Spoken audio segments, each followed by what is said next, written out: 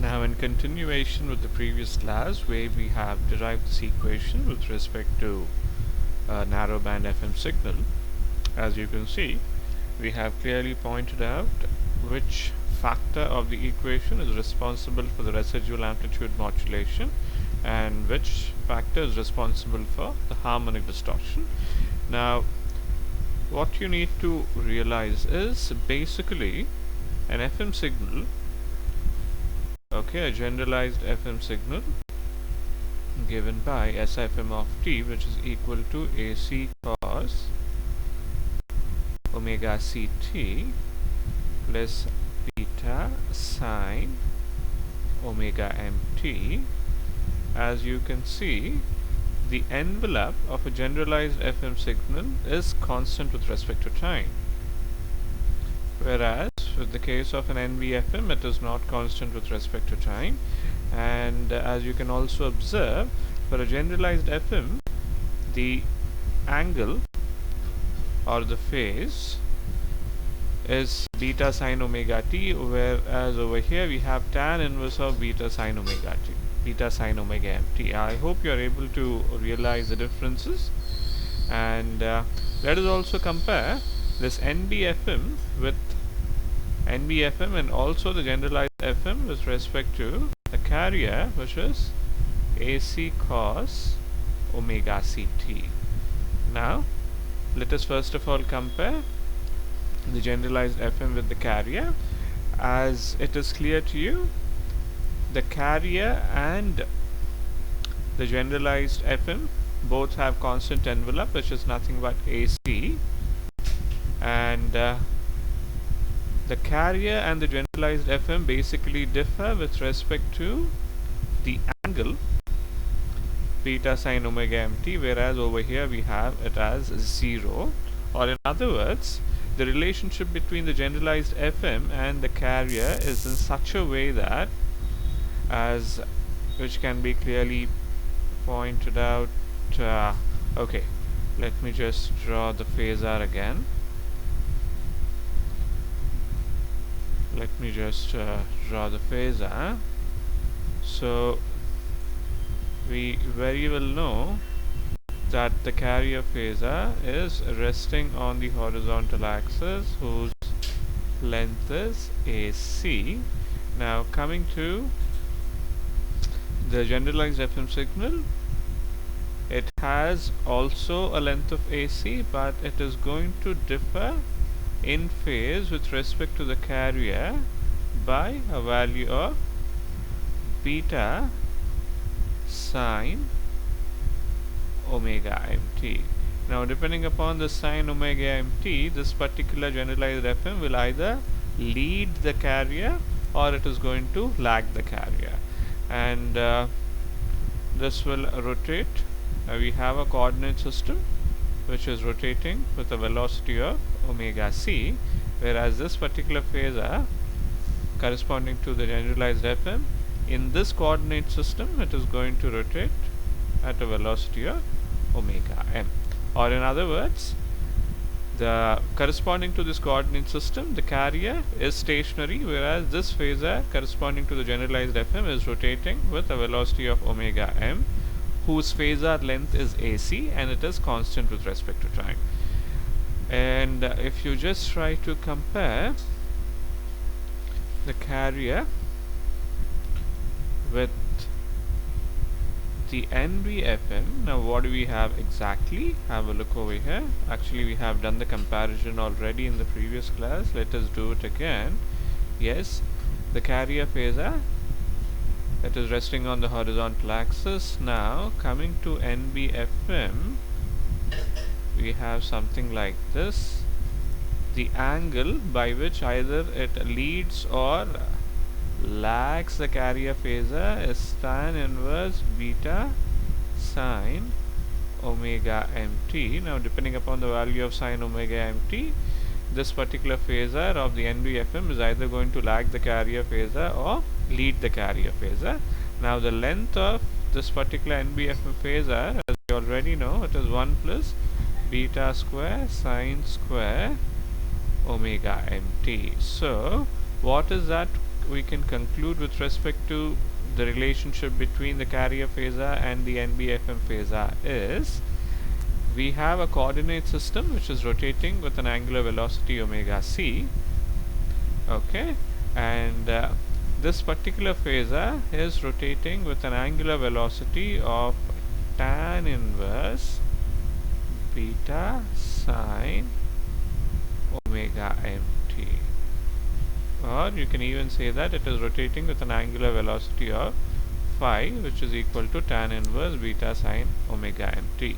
So in this particular coordinate system, the carrier phasor is constant, whereas the phasor corresponding to the NBFM is rotating with respect to the phasor, with respect to the carrier phasor, with a velocity tan inverse beta sine omega mt, and it can lag the carrier phasor on some occasions and it can lead the carrier phasor in some occasions. Besides this rotation, the NBFM phasor's length is also fluctuating with respect to time as a function of sine square omega mt. So this is the relationship between the NBFM and the carrier phasor. Now, as we have already observed, there is a variation with respect to the envelope of the NBFM phasor and the generalized FM phasor. This variation with respect to the envelope can be reduced by adding more and more number of sidebands. As we add more number of sidebands, this envelope term is going to become constant, and correspondingly this harmonic distortion is going to reduce. So this is the situation over here. So let me add a few more words with respect to what's going to happen if we add more number of sidebands. Now just have a look. Yes, we have delta 1. We have delta 1, which is equal to delta 1 angle of delta 1, and we got this as 1 plus AC into 1 plus, well, pardon me, there is a mistake over here. Well, you very well know what delta 1 is. Delta 1 is the resultant of the phasor addition between the lower sideband phasor and the upper sideband phasor. Now this is nothing but beta AC into sine omega mt at an angle of 90 degrees, and we have the resultant with respect to NBFM, which is equal to, you very well know, NBFM at an angular RNBFM, which is equal to square root of 1 plus beta square sine square omega nt at an angular tan inverse beta sine omega mt, where this RNBFM is nothing but the resultant of adding delta 1 with the carrier phasor, which is pertaining to AC cos omega ct. Now let us just try to compare something. Let us have a plot of this, and let us try to compare this plot with the plot of this. So let's have a look. Now we have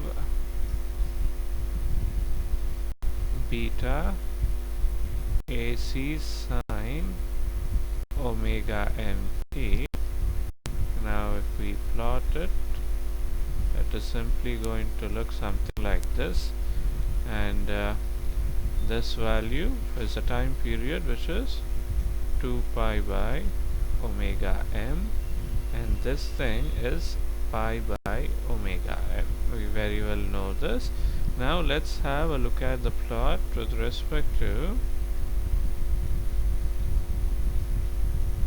square root of 1 plus beta square sine square omega mt.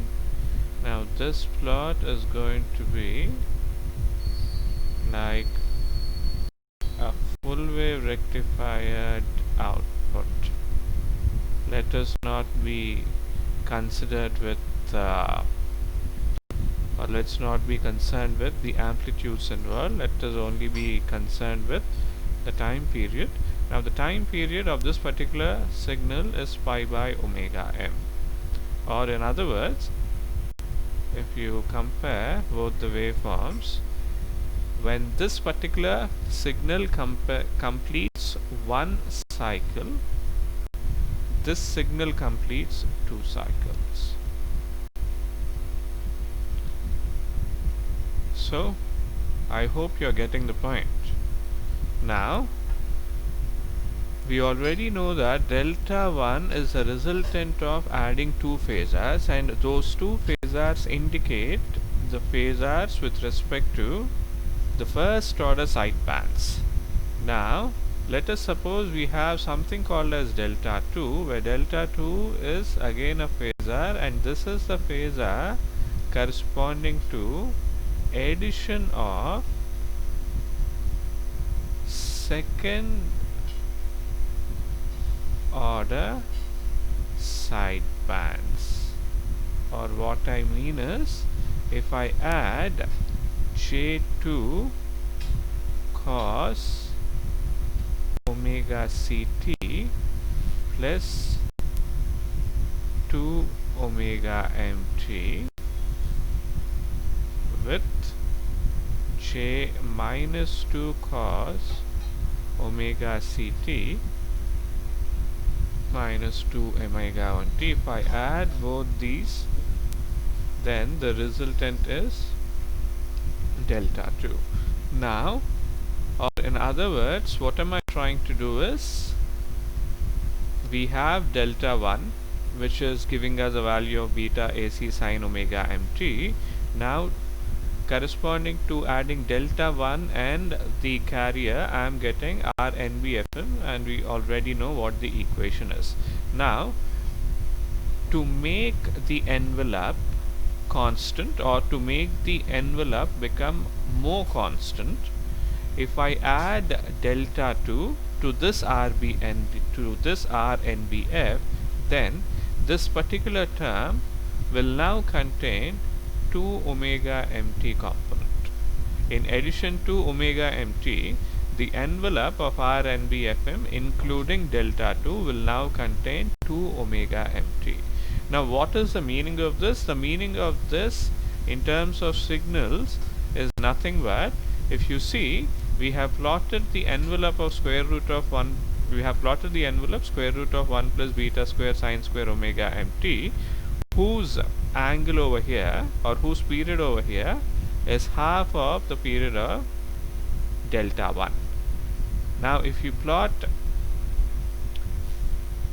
the envelope after adding delta 2, this particular period is going to become now pi by 2 omega m, or in other words, the envelope is going to oscillate at a higher frequency. So higher the frequency of oscillation, more closer the envelope becoming a constant. So in a nutshell, I can simply put it like this: as we go and add more and more number of sidebands to this particular equation, this RNBFM will reach the situation wherein which the envelope of it is going to be constant with respect to time, and the angle associated with it will simply become beta sine omega mt rather than tan inverse beta sine omega mt. So that's the thing. Now you can compare the same relationship with this particular equation as we have spoke about in one of the previous classes. We have this equation over here, wherein which we have the infinite number of sidebands. Okay, I don't think I have written this. Okay, let me just put it down. We dealt with the equation of WBFM signal where we had AC summation running from n is equal to minus infinity to plus infinity Jn of beta cos, where we had omega ct plus n omega mt. So as the value of beta increases from Carson's rule, we will have to incorporate more and more number of sidebands, and as we incorporate more and more number of sidebands, the envelope associated is going to become constant. So the same argument in the context of phasor, as we have observed, this particular envelope will be rotating or will be oscillating at a higher speed as we add more and more number of sidebands, and at certain point in time the speed of oscillation will be so high that it gives us the impression of being constant with respect to time. So that's the way of trying to relate between higher the number of sidebands and the envelope becoming a constant with respect to time. And another thing which of importance, as we see NBFM, we had it as square root of 1 plus beta square sine square omega mt, and we had cos of omega ct plus tan inverse, we have beta sine omega mt. Now of course we very well know that we arrived at this particular equation by considering the value of beta to be very small when compared to 1, but just neglect this and let us suppose that we are given with this equation, okay, and you can allow beta to take any value. Now let us try to concentrate on this particular term, which is tan inverse beta sine omega mt, and this particular term is going to indicate by how much or by what angle the FM phasor is going to either lead or lag the carrier phasor. Now the max value, we already know that this is phi. Now phi max is equal to tan inverse beta. Now if beta is equal to 90 degrees, then I'm sorry, one second, since we have no restrictions with respect to beta, now if beta is equal to infinity, then okay, let me write it properly.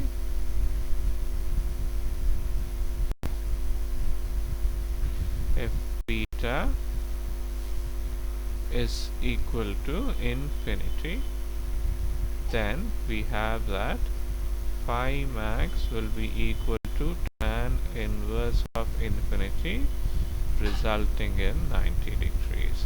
So it should be clear to you, if we are going with this particular equation, we already know that this equation is obtained with the assumption beta far less than 1.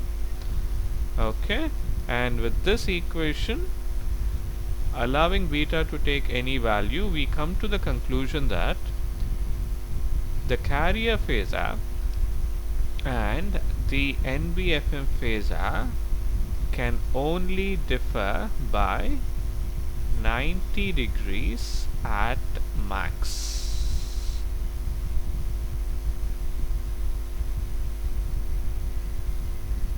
Which in general terms is a very, very small value of phase deviation. I hope you're getting the point. If you have a look at this particular equation properly, you will realize that the phase deviation, which is nothing but the maximum angle by which the instantaneous angle of the signal is going to uh, vary with respect to omega ct, is 90 degrees. So 90 degrees is nothing but the maximum phase deviation over here, which in general is a very small thing, a very small value. Let us take a small example and understand what happens basically in real time. You see, in real time, let us suppose we are given a value of the frequency deviation as 75 kilohertz. 75 kilohertz. I hope it's clear. Now, if delta f is equal to 75k, and also it's given that fm is equal to 15 hertz, of course, this is a very small value. Now, the situation is, okay, 1 second, fm is not 15, fm is equal to 50. It is simply 50 hertz. Now, in this case, the phase deviation is going to be, as we already know, delta f into fm, and in this case it is going to result in a value of 75 by 50 kilo, and it is going to be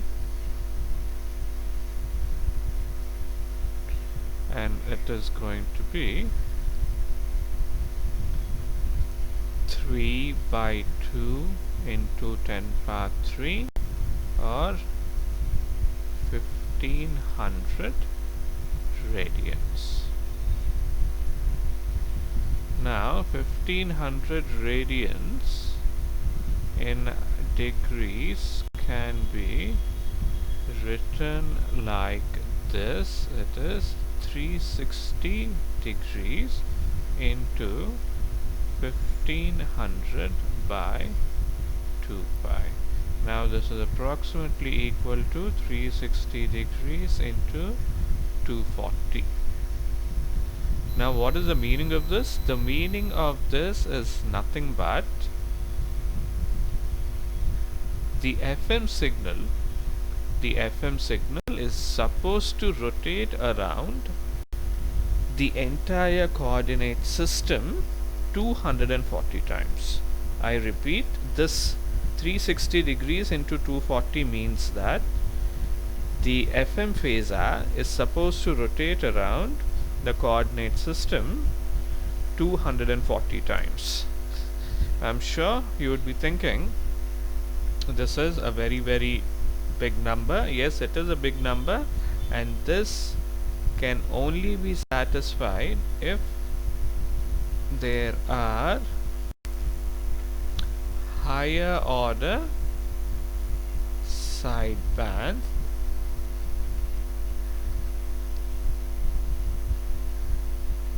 in the FM signal. Now, in the last case of NBFM, you must have realized the NBFM signal can be at max an angle of 90 degrees with respect to the phasor, or in other words, it doesn't even rotate at max by 360 degrees. It at max be rotating with respect to the carrier phasor 1/4 of 360 degrees. This is the maximum rotation or maximum phase difference that can be provided by an NBFM with respect to the carrier phasor. Whereas if you have a look over here in this particular example, the FM signal is having a phase difference of 360 degree into 240 with respect to the carrier phasor. So just try to understand the difference involved, and such a difference can only be provided if we are dealing with FM signal containing higher order sidebands rather than an NB FM signal. And let us just wrap up the concept of Phasor FM by considering two key points. Now we have already seen delta 1 is equal to as beta AC into sine omega mt. Now just let me write it down in this way: J1 beta, okay, let me include T over here, sine omega mt. Let me write it down like this. Let us not be worried whether J1 of beta is equal to beta or not. Let us write it down like this. Any which ways, this is a constant, so this is also a constant, so let us not worry about this. So this is what we had, and we very well know that this particular term is perpendicular with respect to the carrier phasor. Now if you try to calculate delta 2, which is nothing but sum of second order sidebands, then you're going to get the result something like this: AC J2 of beta into cos 2 omega mt.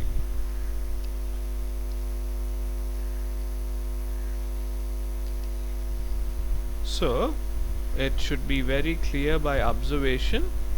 Cos 2 omega mt, the cos version or the cos 1 will be residing on the horizontal axis, or in other words, delta 2 and the carrier phasor will be in phase.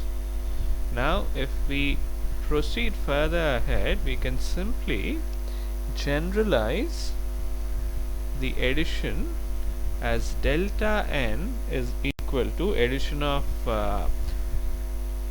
sideband phasor, something like this: delta n is equal to Jn of beta sine n omega mt, where n is odd and delta n is equal to Jn of beta into cos n omega mt, where n is even. So what is the meaning of this? The meaning of this is nothing but, if you are trying to add two sidebands, obviously, which are odd, or in other words, let us suppose you're adding J3 and J minus 3, or J5 and J minus 5, anything like this where n is odd, then the resultant will have a phase which is 90 degrees out with respect to the carrier phasor. And we have a situation like this where we are adding something like J4 and J minus 4 and something like J20 and J minus 20, then the resultant of the addition will have a phase which is in phase with respect to the carrier phasor. Or in other words, as we add more and more number of sidebands to the carrier, we are adding phasors which are perpendicular to the carrier and also which are parallel to the carrier. This is what we are doing. I repeat, as we add more and more number of sidebands to the carrier, in phasor terms you can simply say that to the carrier phasor you are adding phasors which are parallel to it and also which are perpendicular to it. So as you go on adding these phasors, the resultant is going to give us as many rotations or revolutions that are required around this coordinate system, and on top of that the magnitude of the resultant is going to remain constant. So this is how you can understand, though there are infinite number of sidebands with respect to a wideband FM, it is still going to result in an envelope which is constant with respect to time. Now let us also have a look at the phasor with respect to a conventional AM signal, and let us try to compare the phasors of AM with that of FM. Now coming to a conventional AM, we very well know what the equation is. The equation is AC cos omega CT plus, okay, 1 second. Okay, 1 second.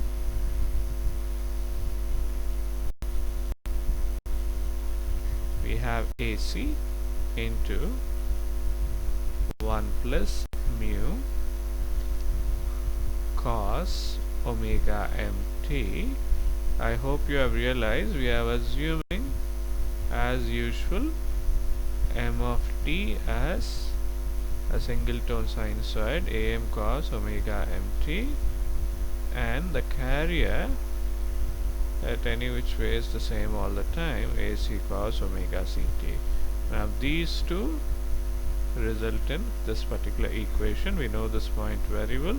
Now if you simply multiply, we are going to get this. So we have mu AC by 2 into cos omega c minus omega mt plus mu AC by 2 cos omega c plus omega mt. Let me just write this down properly. We have perfect. Now let us just have a look at the phasors involved, and so as usual the carrier phasor, assuming a coordinate system which is rotating with an angular velocity of omega c, the carrier phasor is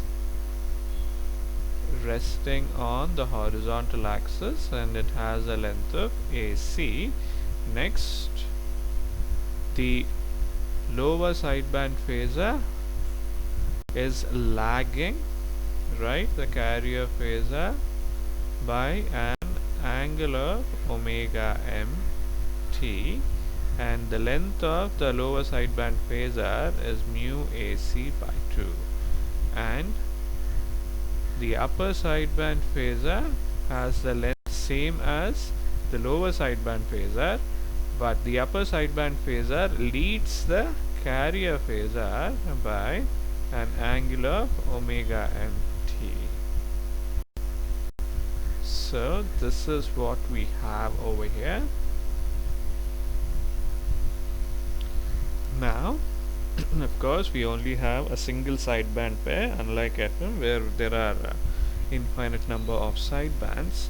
Now it should be clear to you, if we add the sidebands, of course the first order, let me just write down delta 1 angle of delta 1. Now what do we have? I can simply resolve the sideband into component along the x-axis, or component along the horizontal axis, and component along the vertical axis. Okay, I think I made a mistake. It is mu AC by 2.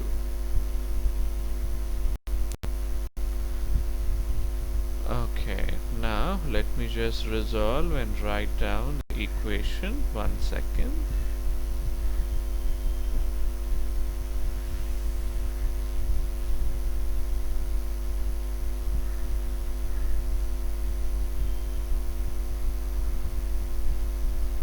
Okay, now what do we have? The magnitude is going to be something like this. We have mu AC cos omega mt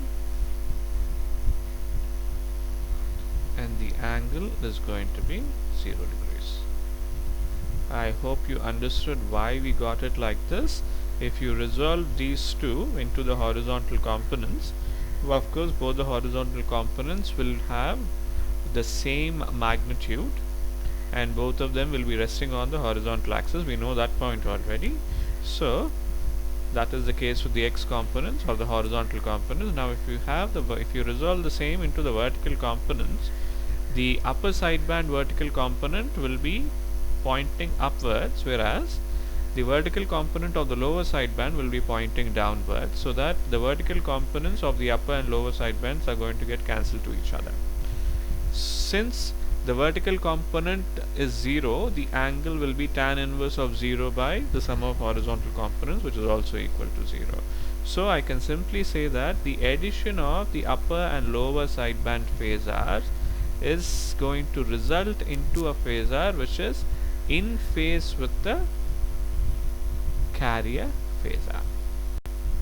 So it should be obvious to you. Now if we talk about the resultant of adding delta 1 with the carrier, then we are going to get something like this: RAM, R suffix AM, and AM, we have it over here.